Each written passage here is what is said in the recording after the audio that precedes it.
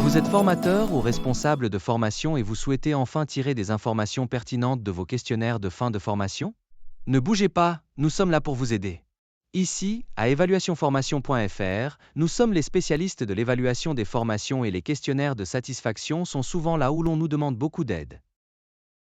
Nous sommes sûrs que vous en avez assez de distribuer des questionnaires papier à la fin de vos formations remplis à la va-vite ou bien d'envoyer des questionnaires par email que tous vos apprenants ignorent.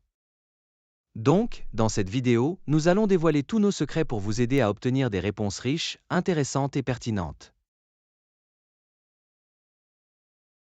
Mesdames et messieurs, nous sommes en 2024 et il est donc l'heure de décider une fois pour toutes d'utiliser des questionnaires numériques.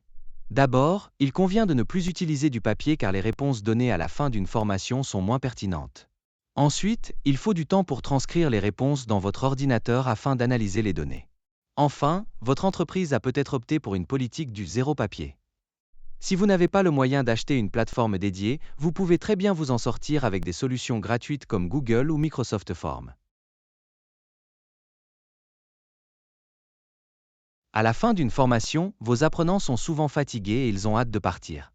De plus, sachant que vous êtes présent, ils ne sont peut-être pas disposés à vous dire leurs 4 vérités. Envoyez donc vos questionnaires par email 24 heures après la formation pour que vos apprenants les remplissent tranquillement au travail. Le fait qu'ils se retrouvent dans leur environnement de leur travail va les aider à réfléchir plus posément à la manière dont la formation pourra les aider sur leur poste.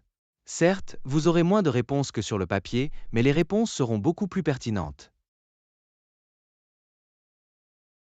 Il y a des astuces pour augmenter les taux de réponse de vos questionnaires. Déjà, il faut sensibiliser vos apprenants sur l'importance de pourquoi il faut les remplir et, donc, sur ce que vous allez en faire. Ainsi, à la fin de la formation, il faut bien leur expliquer la démarche. Quand ils vont le recevoir. En quoi c'est important. Et enfin les relances que vous allez faire.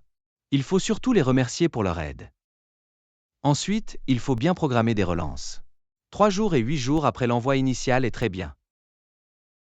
Enfin, il ne faut pas poser trop de questions. Dès la 2e page d'un questionnaire, les répondants ont tendance à abandonner, faute de temps. Posez des questions centrées sur l'expérience vécue par l'apprenant. Il n'est pas un expert pédagogique. Il ne sait pas ce qui constitue un bon support ou un bon formateur. En revanche, il peut partager ce qu'il ressent par rapport à sa propre expérience et comment il pense que la formation lui sera utile pour son travail. Après, il est important de savoir si l'apprenant recommande votre formation à des tiers pour obtenir le NPS ou Net Promoter Score. Ce score peut être un indicateur reconnu et important dans votre entreprise, notamment si celle-ci l'utilise par ailleurs. Il vous permettra de suivre la qualité de vos formations. Vous devriez aussi poser des questions sur la pertinence de la formation pour son poste et demander si le contenu a été adapté à ses attentes.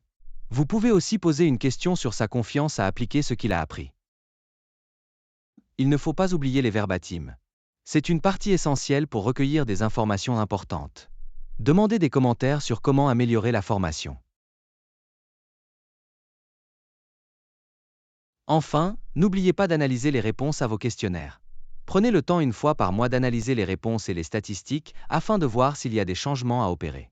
N'oubliez pas de les noter dans votre suivi qualité. Vous pouvez aussi partager vos réponses avec vos clients et vos apprenants pour leur montrer que vous prenez la qualité au cœur de vos préoccupations. Nous espérons que cette vidéo vous aura été utile. Si vous souhaitez aller plus loin, nous vous invitons à vous inscrire à l'une des sessions du programme de certification sur le modèle Kirkpatrick. Vous pouvez également vous abonner à notre podcast Retour sur les attentes.